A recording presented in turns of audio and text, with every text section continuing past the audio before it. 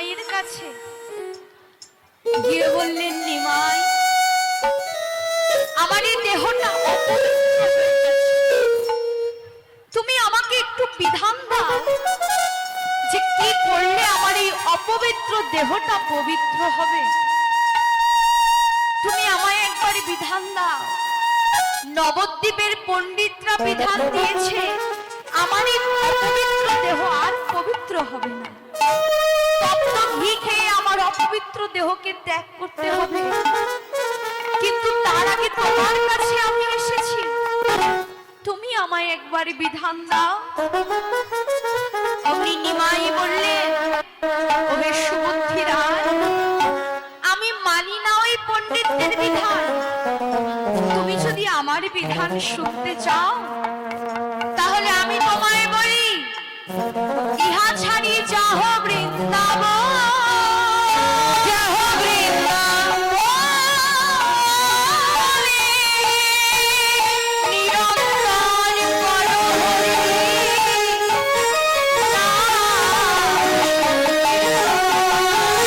হরি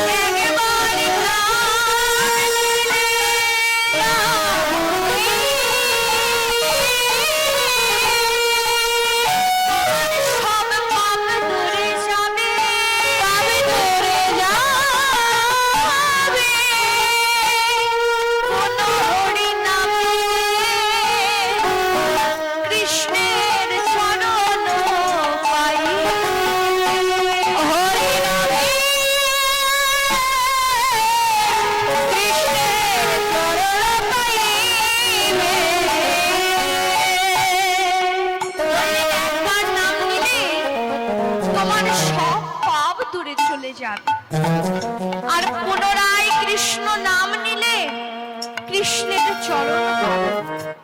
তাই সুবুদ্ধি রায়, তুমি চলে যাও। হে বৈষ্ণবগণ, এমন মধুমাখা কৃষ্ণ নাম, যে নাম করলে দেহের সব পাপ চলে যায়।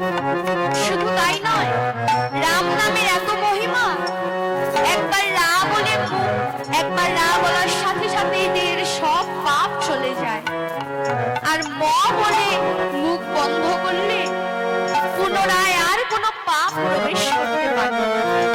এত মহিমা রাম নামে। শুধু তাই নয়, আরো অনেক মহিমা আছে কৃষ্ণ নামে। নারদ একদিন নারায়ণকে গিয়ে বলছে, প্রভু, সারা জীবন তোমার নাম গুণকীর্তন করলাম, কিন্তু হরি নামের মহিমা তো জানি না। তুমি একবার কৃপা করে নামের মহিমা আমায় খুলে বলো। অমনি নারায়ণ বলছে, নারদ, তুমি যদি নামের মহিমা শুনতে চাও, তবে তুমি চলে যাও ব্রহ্মার কাছে। ব্রহ্মার কাছে গিয়ে নামের মহিমা জিজ্ঞেস করো।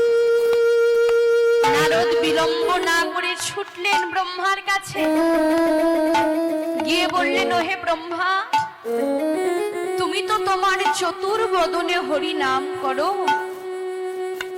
একবার কৃপা করে খুলে বলো যে হরি নামের কি মহিমা। অমনি ব্রহ্মা বললেন, নারদ, আমি নাম করে সত্য, কিন্তু নামের মহিমা তো বলতে পারবো না। তুমি যদি নামের মহিমা শুনতে চাও, তাহলে তুমি একটি কাজ করো, তুমি চলে যাও কৈলাসে। কৈলাসে গিয়ে দেবাদিদেব মহাদেবকে নামের মহিমা জিজ্ঞেস করো। উত্তর না পেয়ে নারদ চলছে কৈলাসে। কৈলাসে গিয়ে দেবাদিদেব মহাদেবকে বলছে, ওহে দেবাদিদেব, ওহে পঞ্চানন, তুমি তো তোমার পঞ্চবদনে হরি নাম করো, একবার কৃপা করে খুলে বলো যে হরি নামের কি মহিমা। অমনি দেবাদিদেব মহাদেব বললেন, নারদ, আমি নাম করি সত্য, কিন্তু নামের মহিমা তো বলতে পারবো না। কারণ নামের এতই মহিমা, আমি যতই বলবো ততই কম পড়বে। তাই তুমি যদি নামের মহিমা শুনতেই চাও, তুমি একটি কাজ করো, যার নাম তাকে গিয়েই নামের মহিমা জিজ্ঞেস করো। উত্তর না পেয়ে ছুটে চললেন নারায়ণের কাছে, গিয়ে বললেন, প্রভু তোমার নামের মহিমা তুমি একবার কৃপা করে খুলে বলো। অমনি নারায়ণ বলছে, নারদ বেশ বলবো তোমায় নামের মহিমা, কিন্তু তার পূর্বে তুমি একবার জমালয় থেকে ঘুরে এসো। যখনই প্রভু এই কথা বললেন, নারদ মনে মনে বড় কষ্ট পেল। মনে মনে ভাবছে, আরে আমি প্রভুর কাছে শুনতে চাইছি নামের কি মহিমা, আর প্রভু আমাকে বলছে জমালয়ে যা। আরে সেখানে তো পাপী তাপীর বাস, আমি সেখানে গিয়ে কি করব? কিন্তু ওই যে প্রভু আদেশ করেছে, তাই আর বিলম্ব না করে নারদ মধুর বিনায় হরি নাম করতে করতে ছুটে চললেন জমালয়ে। জমালয়ে গিয়ে মধুর বিনায় হরি নাম করতে করতে জমালয়ের তিনটি দিক প্রদক্ষিণ করে ফেললেন। নরকের যত পাপী তাপী নারদের বদনে মধু মাখা হরি নাম শ্রবণ করল, তারা সবাই একসঙ্গে হরি বল হরি বল হরি বল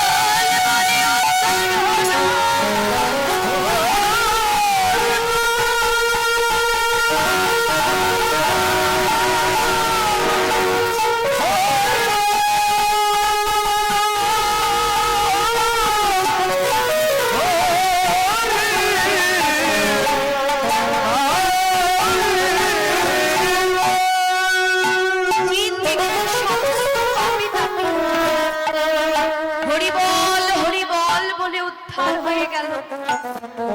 বাকি মাত্র একটি দিক, যার নাম রৌরব নর। তিন দিক প্রদক্ষিণ করে নারদ চলছে দক্ষিণ দিকে। তাই দেখে যমরাজ নারদকে বাধা দিয়ে বললেন, ওহে নারদ, তুমি তো এই এখনই দেখলে তোমার বদনে মধু মাখা হরিনাম শ্রবণ করে নরকের তিন দিকের সমস্ত পাপী তাপী উদ্ধার হয়ে গেছে। বাকি মাত্র এই একটি দিক। এবার তুমি বলো নারদ, তোমার বদনে হরি নাম শুনে যদি এই দিকের পাপী তাপী উদ্ধার হয়ে যায়, তাহলে আমি আর কাদেরকে নিয়ে রাজত্ব করব? নারদের বুঝতে বাকি রইল না যে হরি নামের কি মহিমা, যে নাম শোনা মাত্রই নরকের ভীষণ পাপী তাপী উদ্ধার হয়ে গেল। কিন্তু হে বৈষ্ণবগণ, এই নাম করব বলেই তো আমি জগতে এলাম, কিন্তু নামের যে এত মহিমা, নামের যে এত গুণ, তা জেনেও ওই মধু মাখা করি না, আমি আমার বদনে উচ্চারণ করি না। দেখতে দেখতে আমার সময় তো চলেই যাচ্ছে। মানব জীবনের সময় হলো যৌবনকাল, আর অসময় অসময় হলো বার্ধক্যকাল। দেখতে দেখতে আমার সময় চলে যাচ্ছে, আমার আয়ু বেলা ঠুবু ঠুবু। কিন্তু যে নাম করব বলে আমি জগতে এলাম, যে নামের এত মহিমা, যে নাম শ্রবণ করে নরকের পাপী তাপী উদ্ধার হয়ে যায়, কিন্তু সেই মধু মাখা হরি না। কিন্তু হে বৈষ্ণবগণ, ওই হরি নামে আমার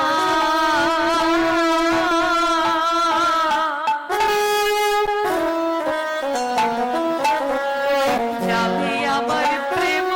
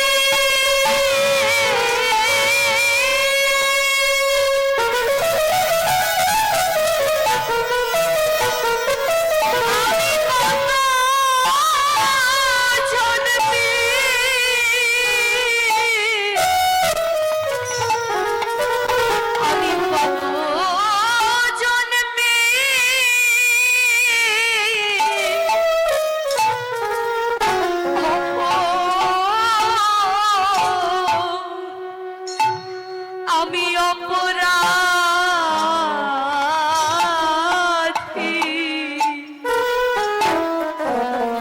ওই হরি নামে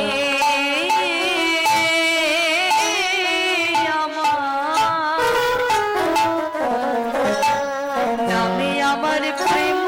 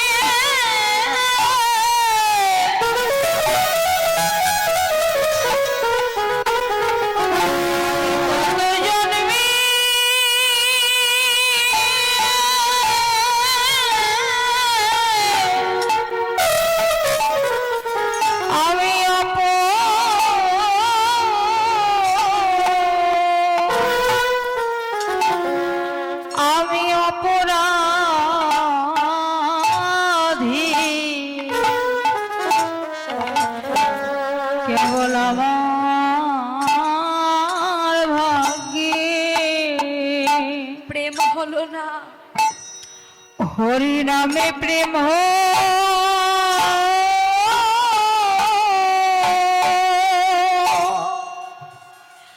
হরি নামে প্রেম হলো না একমাত্র এই সাধু গুরু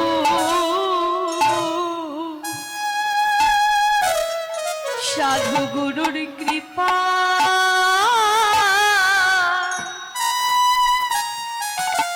এই কৃপা